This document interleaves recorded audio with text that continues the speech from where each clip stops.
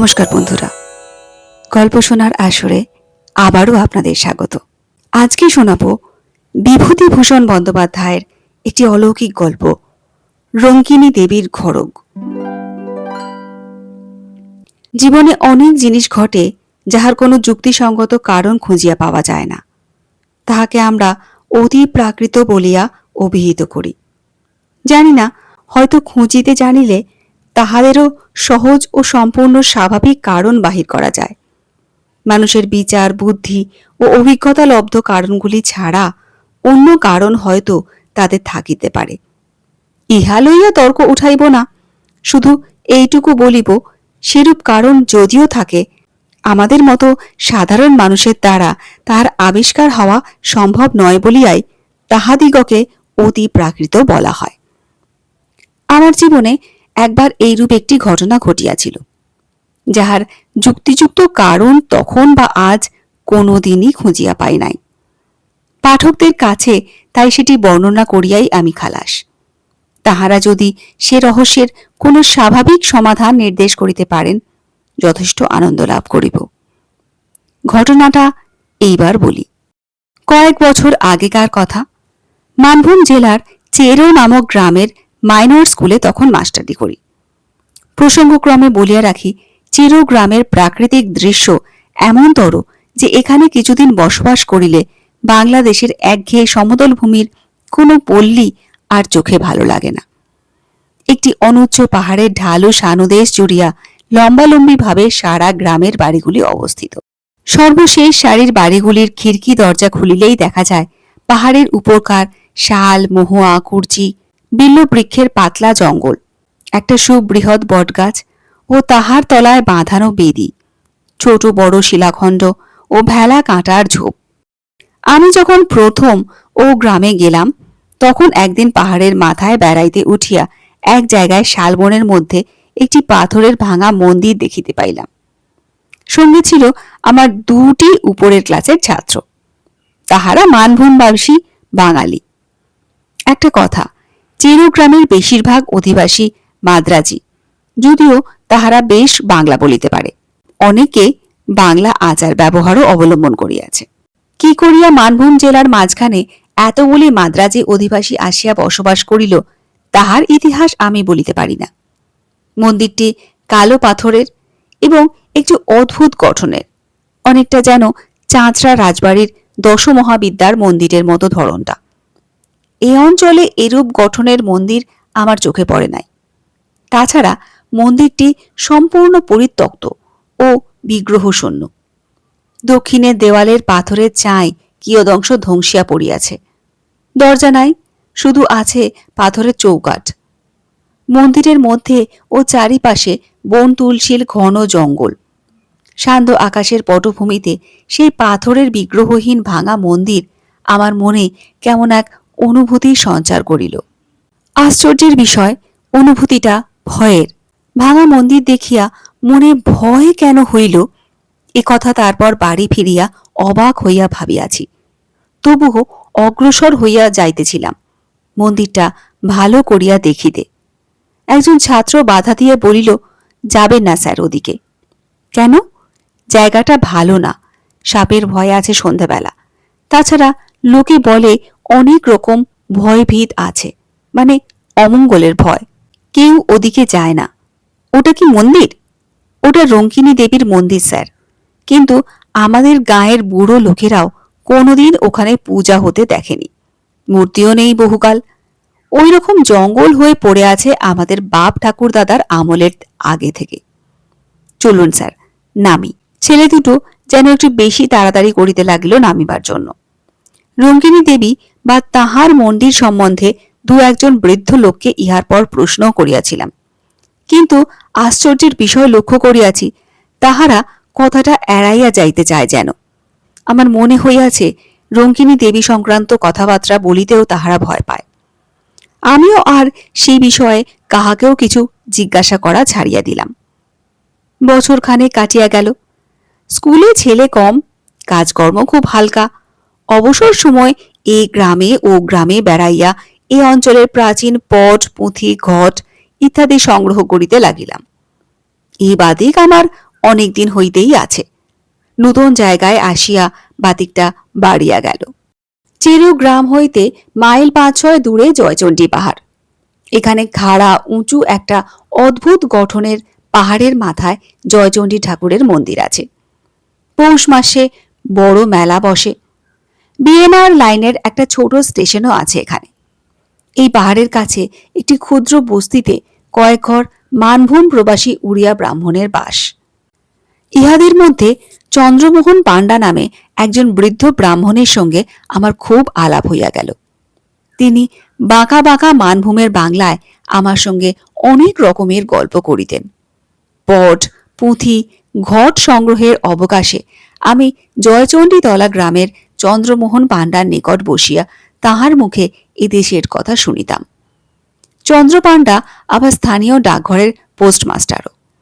এদেশে প্রচলিত কত রকম আজগুবি ধরনের সাপের, ভূতের, ডাকাতের ও বাঘের গল্প যে বৃদ্ধ চন্দ্র পাণ্ডার মুখে শুনিয়াছি, এবং এই সব গল্প শুনিবার লোভে কত আষাঢ়ের ঘন বর্ষার দিনে বৃদ্ধ পোস্টমাস্টারের বাড়িতে গিয়া যে হানা দিয়াছি, তাহার হিসাব দিতে পারিব না।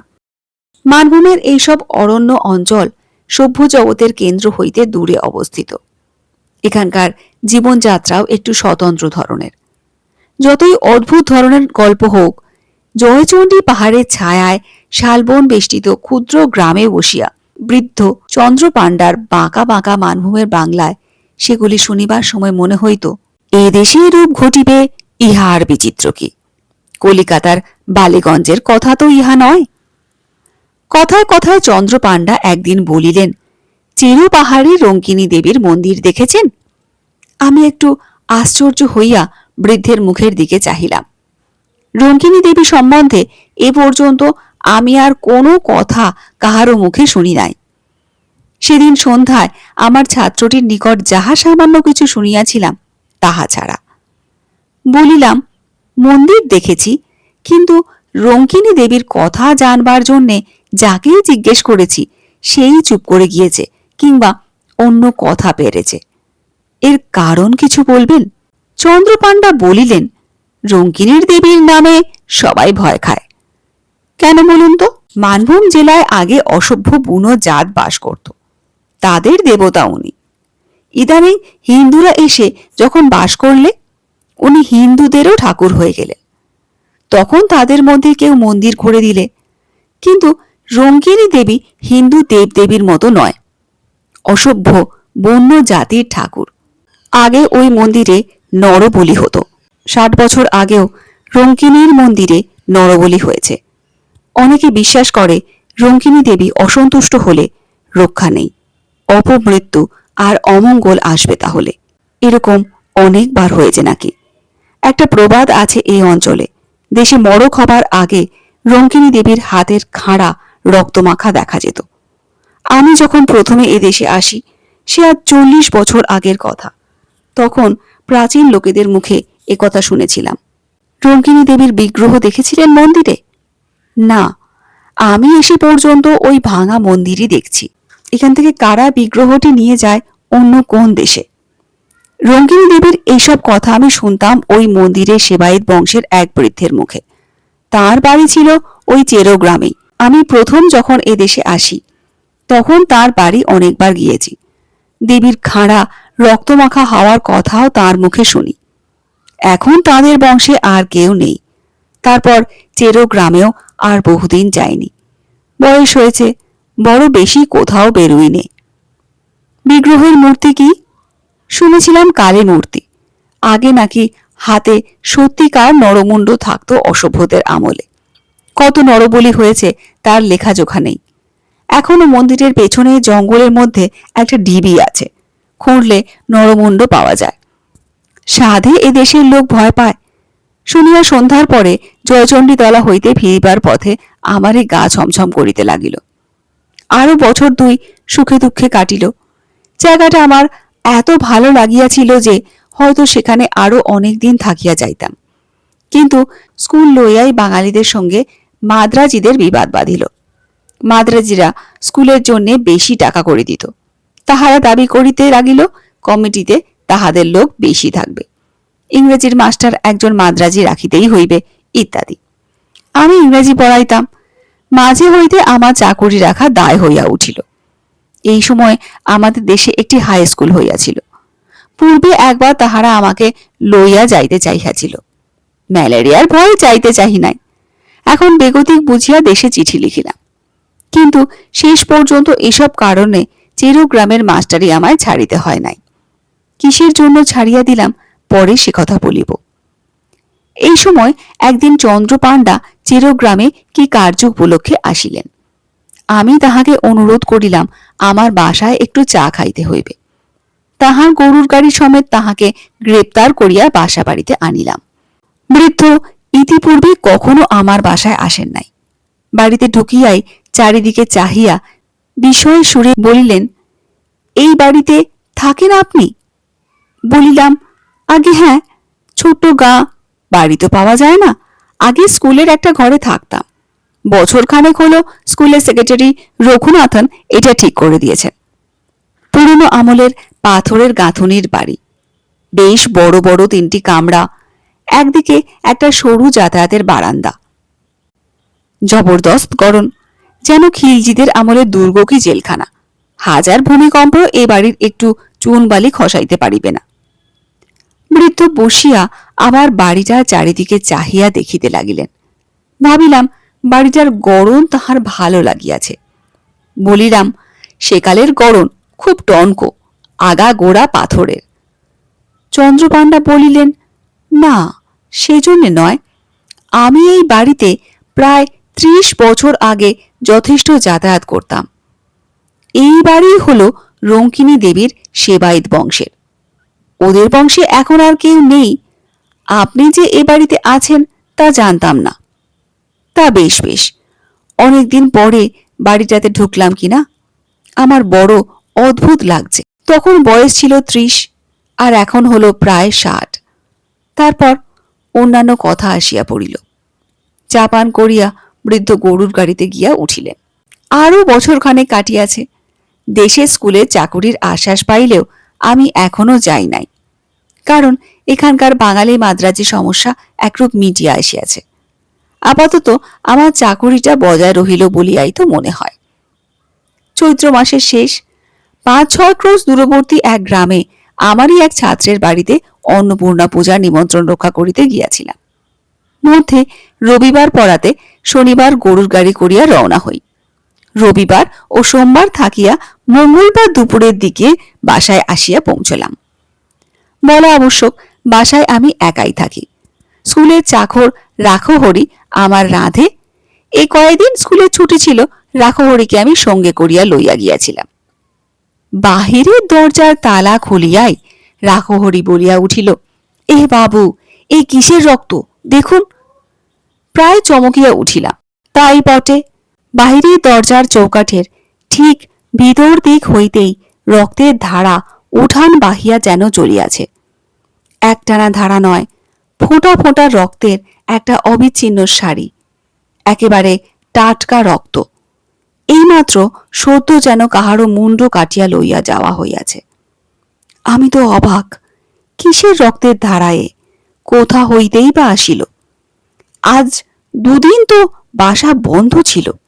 বাড়ির ভিতরের উঠানে রক্তের দাগ আসে কোথা হইতে? তাহার উপর শুদ্ধ তাজা রক্ত।